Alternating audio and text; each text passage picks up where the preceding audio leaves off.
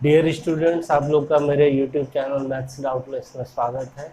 आज हम लोग एनसीईआरटी क्लास 10 सब्जेक्ट मैथ का पहला चैप्टर वास्तविक संख्या यानी कि रियल नंबर का एक इम्पोर्टेंट टॉपिक पढ़ने जा रहे हैं। अभाज्य गुणनखंड विधि द्वारा एचसीएफ तथा एलसीएम ज्ञात करना, यानी कि find HCF and LCM by prime factorization method. ठीक है, इसे हम लोग उदाहरण से समझेंगे और ये अगर अच्छे तरीके से आज समझ लेते हैं तो हमारा प्रश्नावली 1.2 का जो सवाल है वो आसानी से सॉल्व हो जाएगा। इसके जस्ट पिछले वीडियो में मैंने एचसीएफ और एलसीएम को अच्छे तरह से समझाते हुए एक वीडियो बनाया है, तो जो भी स्टूडेंट डायरेक्ट इस वीडियो को देख रहे हैं कृपया वो इससे पहले वाला वीडियो एचसीएफ तथा एलसीएम क्या है उसे ज़रूर देख लें। तब ये वीडियो देखेंगे तो उन्हें और भी ज़्यादा आसानी होगी समझने में। तो आइए हम लोग शुरू करते हैं। हम लोग एक उदाहरण लेते हैं और उसे फिर सॉल्व करके समझते चलते हैं कि किस तरह से हम लोग एचसीएफ और एलसीएम फाइंड कर सकते हैं। तो हम लोग एक उदाहरण लेते हैं पहला, 4 और 12। इस दो संख्याओं का हमें एचसीएफ और एलसीएम गुणनखंड विधि से ज्ञात करना है, यानी कि प्राइम फैक्टराइजेशन मेथड से फाइंड करना है। कैसे करेंगे?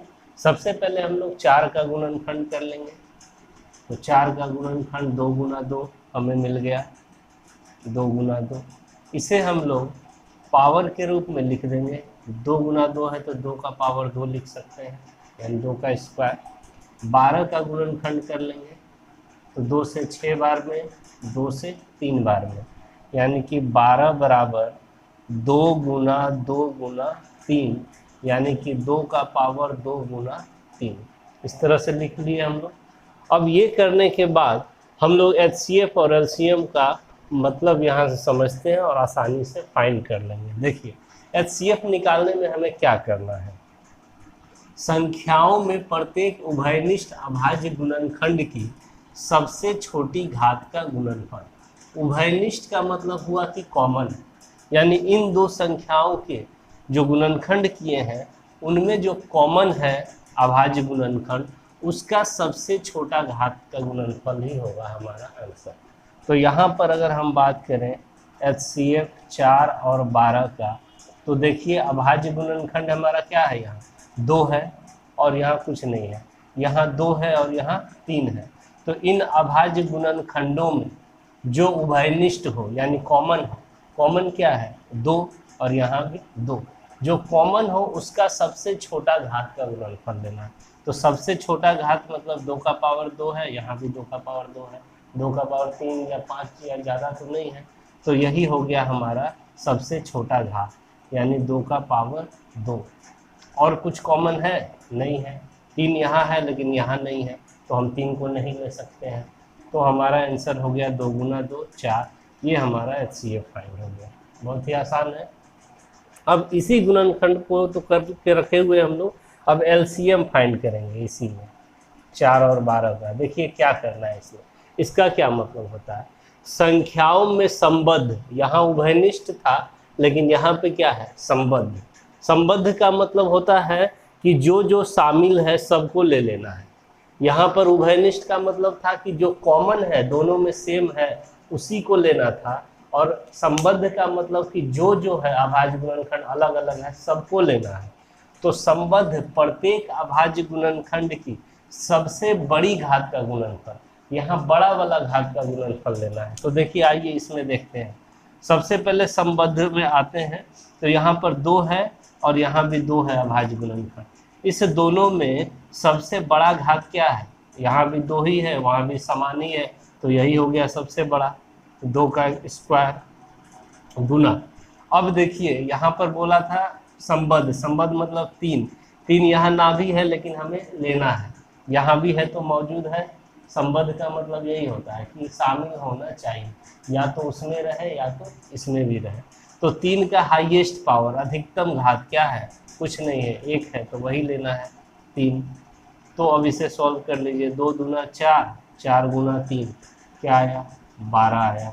तो इस तरह से हम लोग एचसीएफ दो संख्याओं का फाइंड कर लिए और एलसीएम भी फाइंड कर लिए। बहुत ही आसान तरीका है।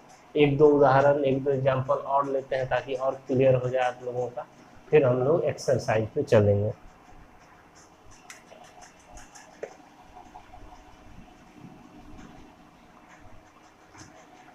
चलिए एक संख्या ले लेते हैं 24 और एक ले लेते हैं 32। ठीक है, तो 24 का हम लोग सबसे पहले रफ में इस तरह से गुणनखंड कर लेंगे, तो 2 से 12 बार में, 2 से 6 बार में, 2 से 3 बार में। तो 24 का गुणनखंड हमें मिला 2 गुना 2 गुना 2 गुना 3, और इसे हम लोग लिख सकते हैं 2 का पावर 3, क्योंकि 3 बार 2 आया है, और गुना 3। और उसके बाद 32 का गुणनखंड कर लीजिए। 32 का 2 से 16, 2 से 8 बार में, 2 से 4 बार में, और 2 से 2 बार में। यानी कि 32 का गुणनखंड मिला हमें 2 गुना 2 गुना 2 गुना 2 गुना 2, यानी 5 बार 2 आया है, तो 2 का पावर 5। ठीक है, ये करके रख लिए हम लोग। अब HCF पे चलते हैं। HCF 24 और 32 का, फिर से यहाँ से देखिए क्या बोला, संख्याओं में प्रत्येक उभयनिष्ठ यानी कि जो कॉमन अभाज्य गुणनखंड है उसका सबसे छोटा घात लेना है। दोनों में कॉमन क्या है? अभाज्य गुणनखंड। जैसे 2 है यहाँ, और यहाँ 3, यहाँ 2 है, और तो कुछ नहीं है, तो 2 में 2 यहाँ भी है और 2 यहाँ भी है, तो यही कॉमन हुआ। और कॉमन में क्या लेना है आपको? सबसे छोटा घात। यहाँ 2 का पावर 3 है और यहाँ 2 का पावर 5 है, दोनों में सबसे छोटा घात कौन सा हुआ? 5 से छोटा हुआ 3, तो बस यही लेना है हमें, 2 का पावर 3 ले लेना है, और 2 का पावर 3 का मतलब होता है 8, तो ये हमारा आंसर हो गया। ठीक है, अब LCM फाइंड करते हैं 24 और 32 का। इसमें देखिए क्या मतलब था कि संख्याओं में संबद्ध, संबद्ध का मतलब सबको लेना है इस बार, कॉमन जो है उसको भी, जो कॉमन ना हो उसको भी। प्रत्येक अभाज्य गुणनखंड की सबसे बड़ी घात, आइए अब यहाँ देखते हैं। सबसे पहले कॉमन ढूंढ लेते हैं, क्या क्या है? यहाँ भी 2 है, यहाँ भी 2 है, उस दोनों में सबसे बड़ी घात क्या है? यहाँ घात 3 है, यहाँ घात 5 है, तो बड़ी घात 2 का पावर 5 है, तो ले लिए। फिर आइए जो कॉमन नहीं है उसको भी लेना है। 3 है, यहाँ कुछ नहीं है, तो 3 का हाईएस्ट घात सबसे ज़्यादा क्या है? वही है 1, यानी 3 ही ले लेंगे। तो 2 का पावर 5, मतलब 2 को 5 बार गुना कर लीजिए। 2 दूना 4 दूना 8 दूना 16 दूना 32, अब 32 गुना 3, 32 किया 96, ये हमारा आंसर हो गया। बहुत ही आसान तरीका है HCF और LCM फाइंड करने का, आप लोग को समझ में आ रहा होगा। चलिए एक और लास्ट एग्जाम्पल ले लेते हैं, उसके बाद हम लोग आगे चलेंगे एक्सरसाइज पे।